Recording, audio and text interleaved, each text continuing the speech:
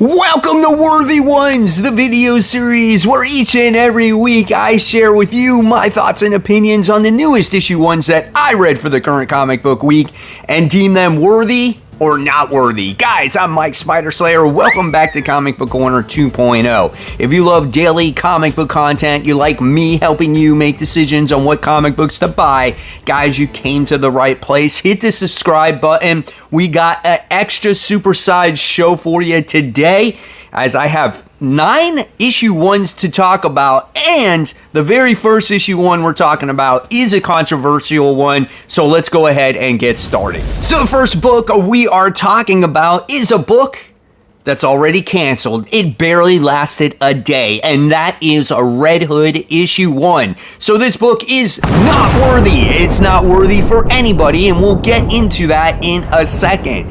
This is 28 pages for the price of $5, not anymore, and it's the first appearance of a character by the name of Royal in here, and it's written by Gretchen Felker Martin. Now, I felt like this writer was kind of on the hot seat from the begin with because of the social commentary that she has in social media, right? So a lot of people are kind of just hesitant to pick this up, and I was one of those people as well, but I took her aside and just wanted to see the story that was presented in front of me. And really what this story is about, it's about Jason, who is leaving Gotham, obviously, due to the situation that is happening in Gotham.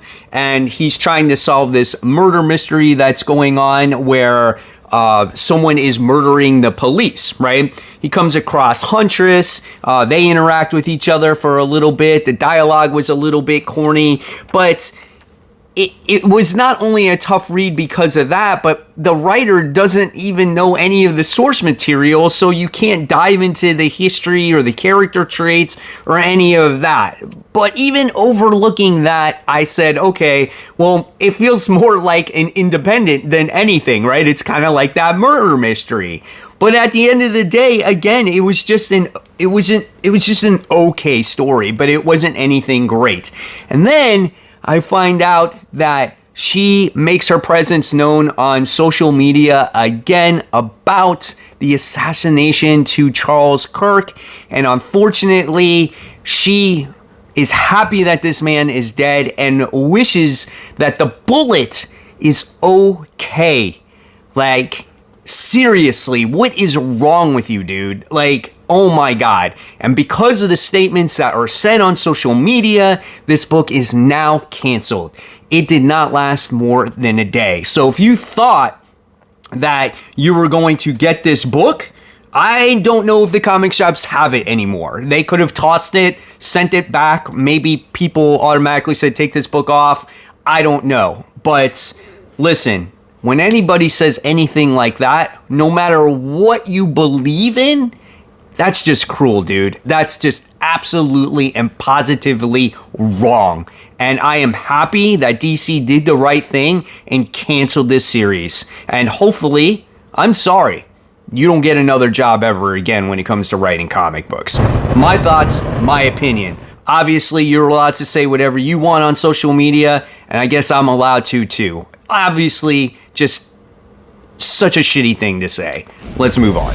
I'm sorry if I got a little bit heated, but everyone has their beliefs, and because someone has a certain belief, right, doesn't mean that they deserve to die.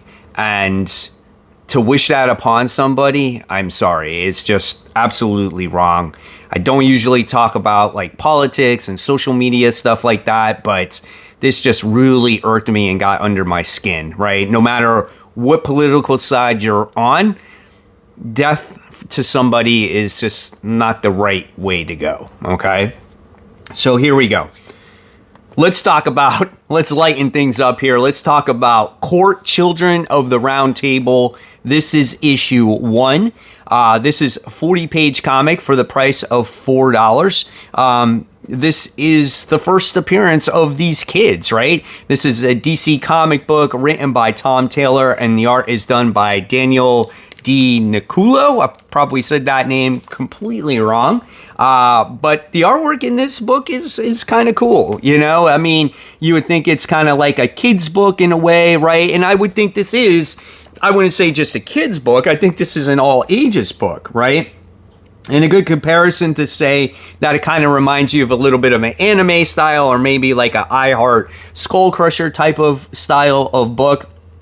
And I was like, at first I was like, well, this book, I don't think it's going to be very good. Maybe I'm not the audience for it, and maybe I might still not be 100% the audience for it. But this is a book that is surrounded by the lore of Excalibur, right? We wind up getting this stone that's sent out into this world, and it's searching for new heroes. And we get introduced to the cast of characters in this book, and they're a bunch of kids, right? And it's all these characters right here. And they're going out after soccer doing this fun little mission that is like low key. And when I mean mission, it's like pretend. They're all going out and playing with each other, being friends, hanging out.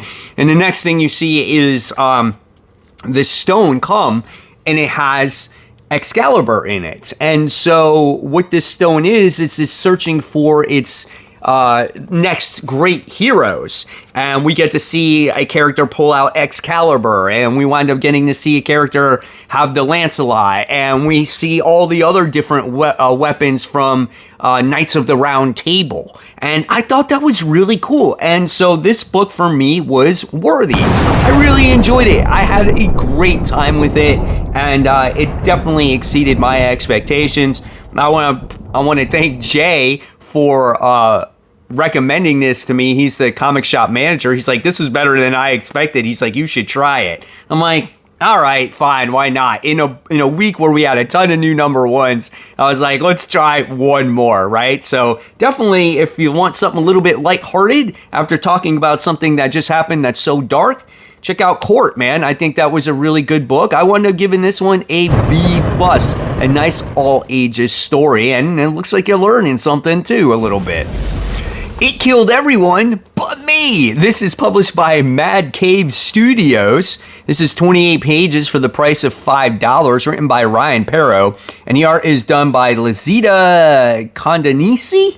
I thought it was the same artist that did Something Is Killing the Children, because it is very similar, like, and I thought maybe the inking was a little bit different, or we changed the style just a little bit to make, characters more, I don't know, human-like, since there's humans in here, but you can see the similarities, but it's a different writer or a different artist in here, and it was fine for what it was, right? Did its job.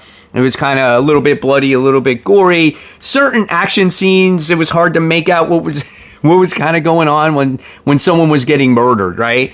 So what was this book about? Well, when it comes to this title, it was about this woman by the name of Sutton, and she experienced a very traumatic murder happening in front of her. In fact, it was all of her friends that got murdered, and they were at this cabin in the woods, and at first, I think the police kind of thought that she was the one that committed the murder because she was there.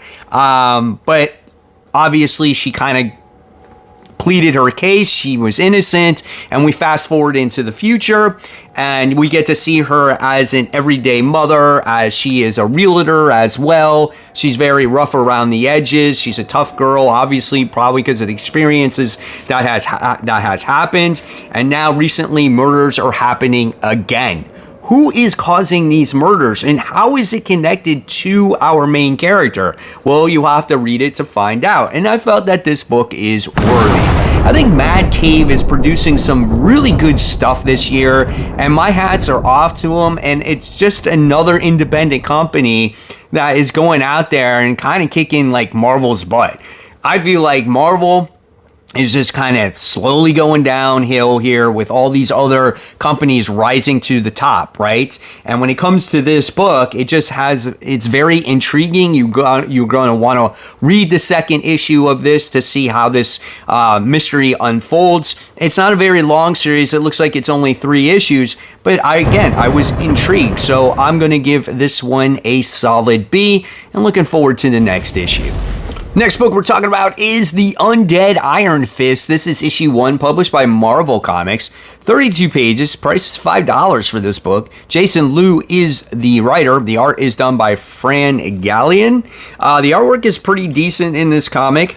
It was a very, sad first page in here as you get Luke Cage kind of remembering Danny on, who he was, and obviously, how much of a good friend that he was towards him. And then the next thing you see is you get an empty grave and you're like, oh shit, like what's going to happen, right?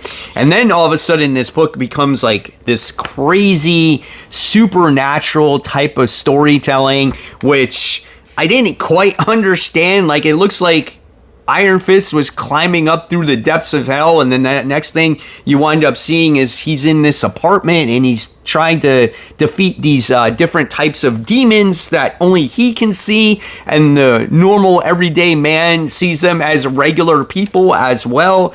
And then somehow Miles Morales shows up in this book, and I was kind of lost with the whole thing. I'm not gonna lie. I think maybe if you are an Iron Fan Fist, you might like this better. So I deem this book not worthy.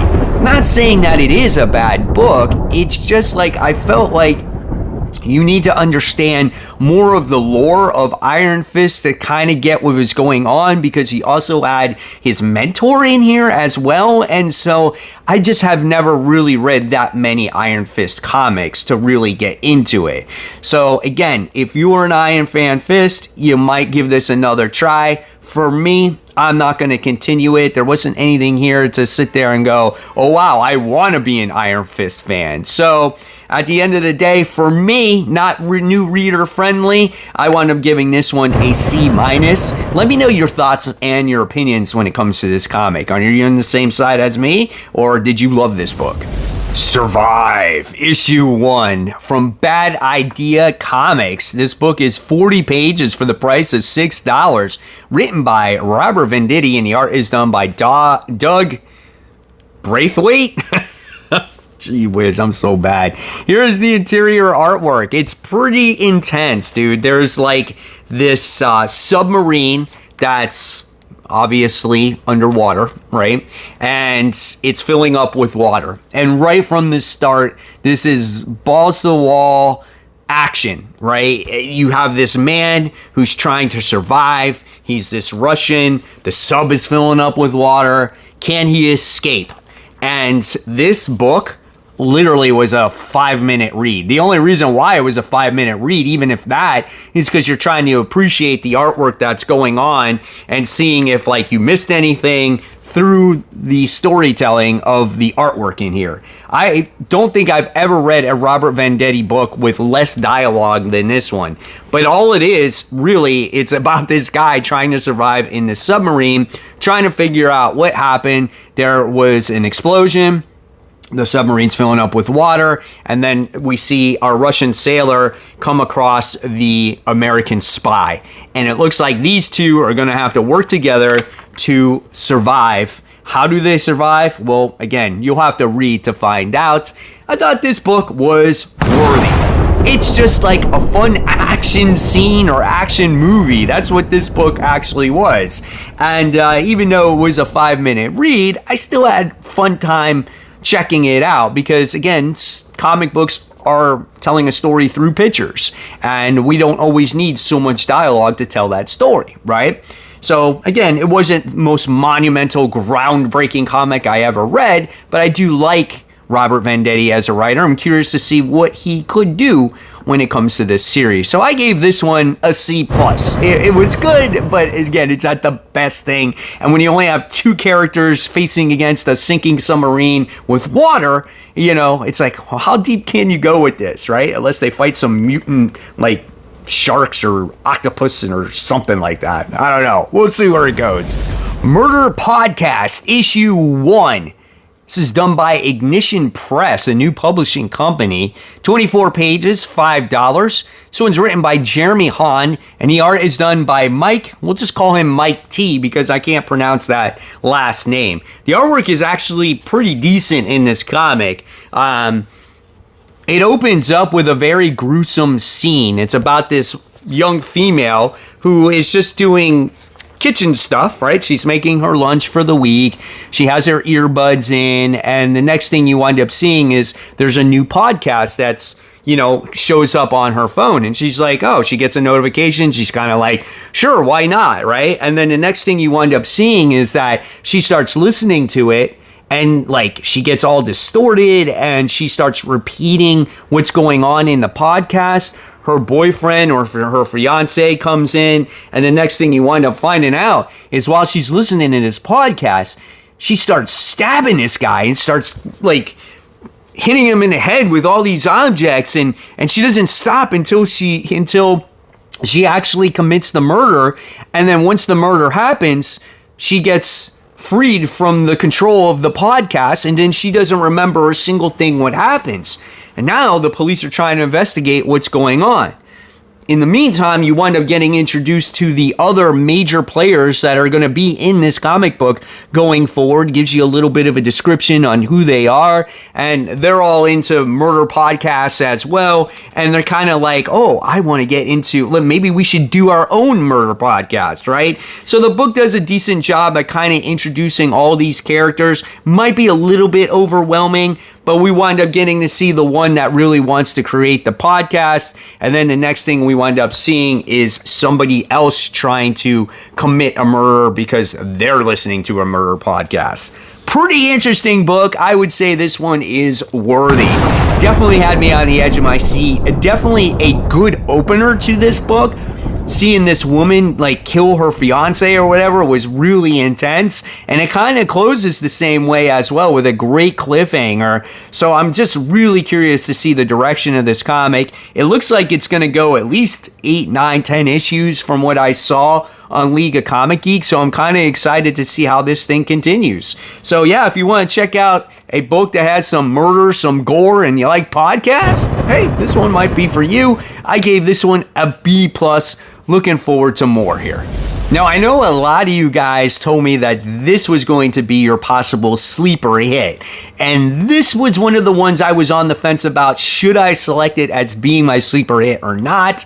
And I'll tell you in the next book what it was. But this is The Blue Falcon and Dynamite. This is issue 1, published by Dynamite. Could this be the next Space Ghost, right? Because we took Space Ghost, who was an Hanna-Barbera property. We made it more serious, nice detailed artwork, and I was very curious to see if they're going to do the same thing here. This is a $5 comic. It's written by Jimmy Palmiotti. The art is done by Pasquale Q. And I think that's what I'm going to do going forward. If I can't say someone's name, at least close to it, I'm just going to give the last initial, okay? The artwork in this book is pretty solid, I only remember Blue Falcon and Dynamite and just like some cartoons that I've watched when I was a kid, and it seemed very kind of like goofy and whatnot. And this book had a much more serious tone. I think the Blue Falcon character is a little bit more lighthearted than a Space Ghost, but it is a darker comic book as you get to see our main character, who is Radley, aspiring to be a superhero. This man has it all. He's got a lot of money, right? It seems like he goes to a lot of conventions. He's got the hot girlfriend. He's got the dog by his side, and he's trying to become a superhero. And the big thing about this comic is that he's trying to hire a scientist that he can trust so he can create his tech for him. And it looks like he found that right scientist. But I guess not, because that scientist kind of double betrays him here, double crosses him. And let's just say bad things happen in this comic book. And I would say that this book is worthy. Absolutely pick this up. You do not have to know anything about Blue Falcon and Dynamite. In fact, what this book, I think, showcases is the relationship between a man and his dog in this issue. Because what happens to Dino in this issue is kind of sad. And you're like, oh man, and it kind of made me shed a tear in my eye. And I just... oh my God, I was just like, oh God, what a bunch of assholes, Like, it was that good of a book for me that it drove that emotion. So I definitely put this on my pull list. I gave this one an A. give this one a try. This could be the next Space Ghost going forward. And if you pick this as a sleeper hit, yeah, this is definitely a hit. All right, so speaking of sleeper picks, if you watch my show, Top 10 Most Pulled Comics, at the end of the video, I always pick what I think is going to be a great comic, right? And my pick this week was Racer X issue 1. So this is a mini series. It's published by Mad Cave, and it kind of ties in a little bit to the Speed Racer comic series that is going on right now. It's 32 pages for the price of $5. It's written by Mark Russell, and Nano Plotty is the artist on this book. I really did like the artwork in here. There's some great racing scenes that happen in here, as Racer X at this point in time in the comic is a getaway driver, right? And I love seeing like these streaky lines to let you know like kind of how fast he's going or how much he's peeling out and whatnot, and like how his car goes undercover when he's doing these getaway chases and stuff like that. So really what this comic book is like an origin story of Racer X on how much he wanted to become a driver. Then he wound up going out on his own. He wound up joining one of the bad organizations. They casted him out. He became a getaway driver and so forth and so on. And so you just got to see all these different little things that is going on with the character, and you wind up seeing, honestly, how he becomes Racer X to begin with. This poor kid has been through a lot of stuff, and I thought this book was absolutely worthy. Like I said, it's only a mini series going forward, but it definitely is going to be a fun book, as Racer X definitely inserts himself into the racing circuit so he can kind of protect Speed Racer. You don't have to be a Speed Racer fan to understand what's going on in any of these Speed Racer books. Again, when it goes back to these classic properties, I've watched a few of these episodes when I was a really young boy, and I didn't have any attachment to them. Everything here is kind of like a fresh new start to these properties. So pick it up, read it. You won't be lost. Absolutely. You won't be lost at all. I gave this one an A as well. Just a really good story overall. Punisher Red Band issue 1. It's published by Marvel Comics, 32 pages, $5. It's polybad, guys. This one is written by Benjamin Percy. Julius Owada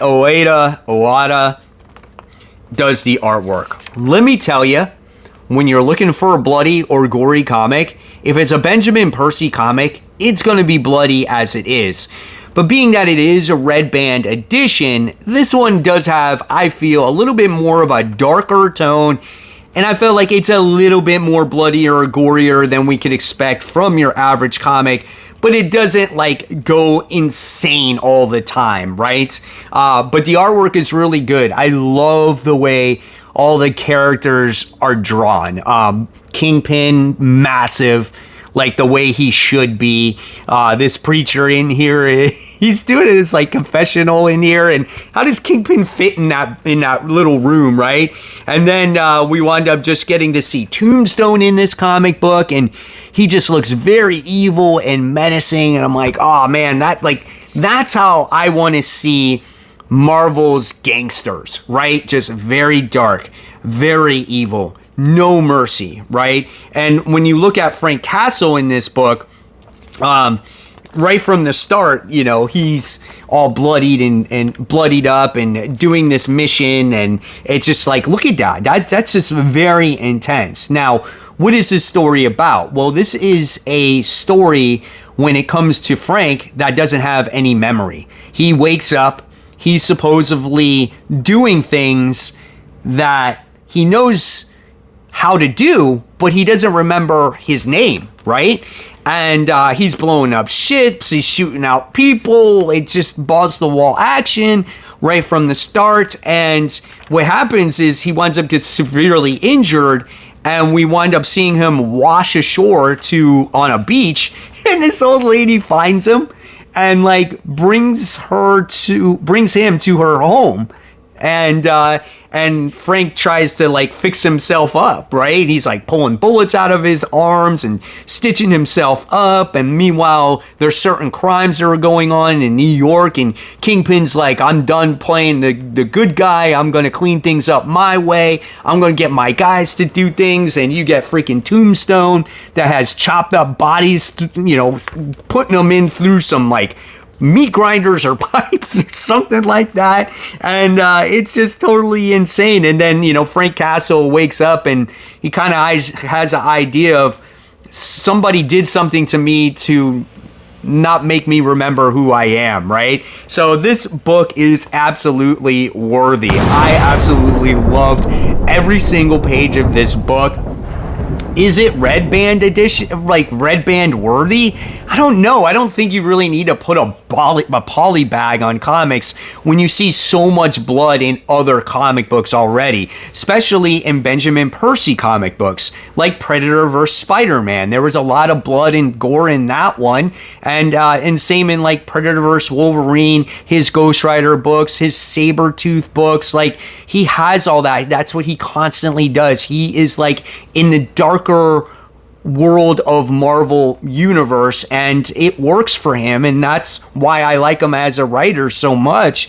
And I think he did the Punisher justice here. Now again, he doesn't have his memories, but it makes for a somewhat interesting reset for the character based off of what happened in the last run, right? So yeah, at the end of the day, I loved it. I gave this one an A+. It was intriguing too at the end. It is a quick read, but I do like the darker tone of this Marvel universe like they're portraying in this comic. So definitely, if you're a Frank Castle fan, check this one out. I think you will like it.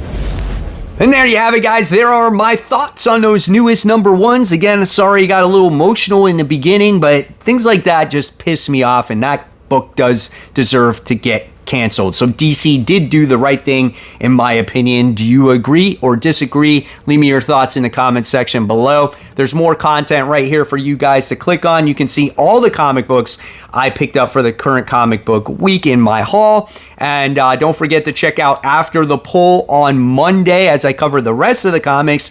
And tomorrow is a brand new series called First Issue Fridays, as I will be covering the new #1 issues that are getting ready to come out next comic book week. So hopefully you'll check that out. So guys, remember, support your local comic shops, keep buying, keep collecting, but always read your comics so we can have great comic conversation. Thank you so much for watching. I'll see you guys on the next video.